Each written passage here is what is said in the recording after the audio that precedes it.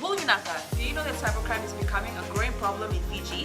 Cybercrime is defined as a crime in which a computer is the object of the crime, such as hacking and spamming.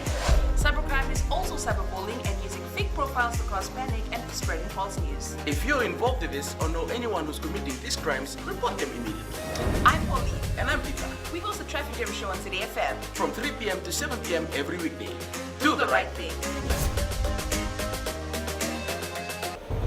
Yandravanaka, Fiji. In this bulletin, Fiji winning the fight against COVID-19. Corporate support vital, says Health Minister. And more than 1,000 kilograms of rotten meat destroyed. From the studios of FBC Suva, Jackie Spade. Prime Minister Vurenge Bainimarama says Fiji is one of the few countries poised to completely eradicate community-based transmission of COVID-19. This comes as Fiji has gone 33 days without recording a new case of the coronavirus. Lena Rees has more. The Prime Minister says Fiji has acted decisively to contain the spread of the coronavirus, and our campaign has seen incredible success. We locked down at risk regions of the country, banned gatherings, implemented nationwide curfew, closed high-risk businesses, and health screened hundreds of thousands of Fijians. Bainimarama adds that Fiji cannot afford to end health protection measures as quickly as they were first introduced. We're currently working with all stakeholders, including in the private sector, to develop a long-term containment strategy which upholds the health of every Fijian and instills confidence in our citizens, businesses and international partners that Fiji is responsibly managing our return to normalcy. China's ambassador to Fiji, Bo, also announced an enormous support package for developing nations that have been affected by COVID-19. Chinese president made the announcement that China will provide $2 billion over next 2 years to help with COVID response and with economic social development in affected countries, especially developing countries. Bainimarama has already indicated that he wants to see more Fijians tested for COVID-19 before any decision on easing health protection measures. Lena Rees, FBC News. All schools will remain closed until Fiji is cleared from COVID-19. This was confirmed by Prime Minister Vurenge Bainimarama while speaking to villagers on Vatulele Island. Bainimarama says children are vulnerable and can quickly transmit this disease. Schools were scheduled to begin on June 15th. If this disease is still around, children can quickly transmit it, so schools will remain closed until we confirm that there are no other COVID-19 cases in the country. We have 3 left. The Ministry of Health has struggled to procure certain consumables in the wake of COVID-19, but local companies have stepped in to help. Minister Dr. Ifiremi Wanganambete says support from the private sector has helped meet the demand for hygiene and cleaning products in fighting the pandemic. Fiji Chemicals donated over $50,000 worth of hygiene and cleaning products. And the Health Minister says donations like these has helped the ministry not just with COVID-19 response, but in other services. The fact that we've had organizations that actually have supported us, apart from what we're trying to do, with hand sanitizers, with the important detergents that are important to be able to make sure that we have COVID-free services, these have been very helpful for us. In an effort to help Fijians during these difficult times, the Nadi Town Council has allowed hawkers to sell in front of shops and supermarkets in Namaka. They were previously not allowed to sell in Namaka, but since the effects of COVID-19 on the economy, the council is trying to help people by any means possible. Details with Felipe Naikaso. These vendors are grateful to the Nadi Town Council for allowing them to sell their goods along this busy stretch. I like it because it's rather than staying home, feel bored, I better come and do some selling rather than sleeping and doing nothing. At least something I have to earn. Only 2 months ago, vendors were told to move after shop owners complained to the Nadi Town Council. However, with COVID-19 affecting everyone, shop owners have now welcomed these vendors back realizing they too need to earn a living. From our side, what we can see, it's we kindly so lucky that they've given us an opportunity to do something or to earn something, so they allow us to do some selling on the street. The town council will ensure that hawkers set up properly and don't block foot traffic. As long as we operate in an orderly fashion, and people are flexible and understanding and accommodating, some human decency, I should say, then things should be fine. The council is trying to identify more areas around Namaka where vendors can sell their goods from. Philip and Aikaso, FBC News. Prominent supermarkets in the capital city are under the spotlight for selling rotten meat.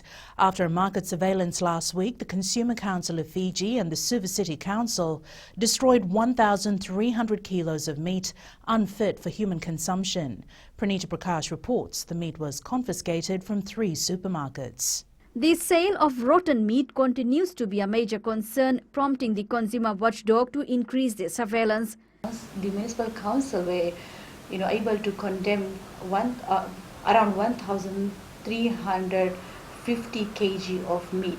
So this very clearly shows us that the sale of putrid meat continues to be a concern, despite knowing that it is not fit for sale. The traders continue to display and sell that to profiteer. Council Chief Executive Seema Chandil confirms at least one supermarket is a repeat offender and has previously been handed hefty fines by the court for unethical practices. Actually, there are 3 supermarkets involved, and the good thing is that all these supermarkets have been given abatement notices, and 2 will be charged and taken to court. So this is good news. I think we need to take these stringent actions against them so that they can improve moving forward. FBC News has confirmed that all the meat which was seized has been destroyed by SEC health officials at a secure facility. Supermarkets defying the food and safety regulation face fines ranging from $5,000 to $10,000 or even higher depending on the level of offending. Pranita Prakash, FBC News. The Fijian government has completed its second phase of the tropical cyclone Harold response, with over 107,000 families assisted with relief items. In their bid to continue helping Fijians, the government has received 200 tents from the French government. The National Disaster Management Office is now preparing to distribute these to outer islands. Minister for National Disaster Management, Inia Serurato, says after weeks of distribution of relief supplies, Fiji will now focus on health recovery. As of today, we completed the second phase of immediate response, having reached over 107,000 families with relief supplies in the declared disaster areas. Excellency, our focus now is on long-term recovery of the economy and the health of all Fijians. The Society for the Prevention of Cruelty to Animals has noted an increase in paraquat infections in dogs and other animals brought into their facility. Despite the Fijian government ban on the toxic pesticide late last year, the SPCA has noticed a rise in paraquat poisoning. Veterinarian Dr. Joe Oliver says they euthanize up to 10 dogs every month as they have no other choice. The paraquat issue is rearing up again and has in fact been here since it was made illegal in January. We're still seeing cases of paraquat toxicity, still having to euthanize dogs, still hearing about dogs dying here and out west both. So even though it's been made illegal, people have stockpiled it apparently.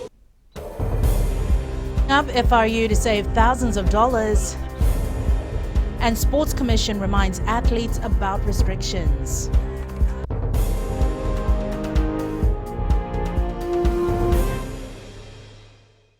Oira na ngone no de nunu ena be singa ni mataka. Mersi sunga da kena loma dina kena mikron. Sakena ngau na mitar lo bina nona baksa ngai ka pala lo mataki na ngone. Dala bina oya o meliki. Bulre oya o Samuel Samuli. Nama ki rau ena be mataka. Boniti kina rombuka. Ni boy tini kalimana miniti me ona kina tini na kaloko. Ena Radio Fiji 1 na ndobo ibiti. Indaw kina na mataka. Dan ramay na singabo.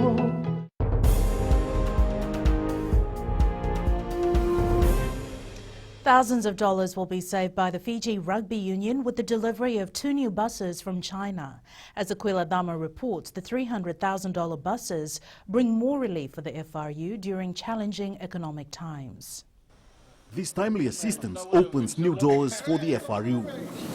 The generosity, Your Excellency, has proven that even as the world hits pause, sports diplomacy remains a powerful tool for connecting our peoples across our borders. Of the 2 buses donated to the Fiji Rugby Union by Guangzhou, the capital city of Guangdong province of China. The FRU will surely benefit financially from this donation. After looking at the cost of the transport to Fiji Rugby Union, it amounts to about 500 to 600,000. The hiring of buses and so forth every year. These buses will strictly be used by our national teams. Yeah, it's only going to be utilized for our national teams. Whichever team is in camp, they will utilize, if it's the 7th team, then we'll utilize the small one, which has a capacity of 30 seats to drop them to their venue. But if it's the under 20 full teams, then we'll use the big bus to use the transportation. The Prime Minister and President of FRU was the driving force in getting the new buses. Aquila Dama, FBC Sports. Fiji National Sports Commission Chair Peter MAZEY is urging sporting fraternities to abide by the COVID-19 restrictions. This comes as 6 non-contact sports were given permission to resume with training and friendly matches, while facilities have also opened. MAZEY says it's understandable that players are eager to get back into their respective sports, but sporting bodies must lay strict guidelines. I think every sporting body has to realise there's new rules. And there's going to be new rules for a long time, especially if we want to play internationally.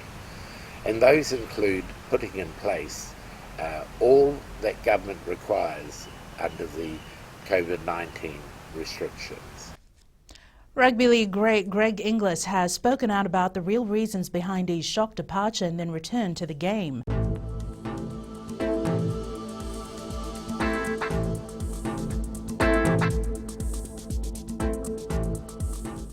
Taking a look at the weather map for today, it's cloudy periods with brief showers over eastern parts and interior of the larger islands. Elsewhere, fine apart from possible isolated afternoon or evening showers, and again, another cool night. And that is UFBC Morning News. Join us at 1 p.m. and 7 p.m. for our major bulletin. Remember, in times of crisis, you need factual news that you can trust. Stop believing fake news about the COVID-19 on social media. Fight misinformation by getting only the facts about the coronavirus from verified news sources like FBC's TV, radio and digital media news. www.fbcnews.com.fj, keeping Fijians connected with the truth.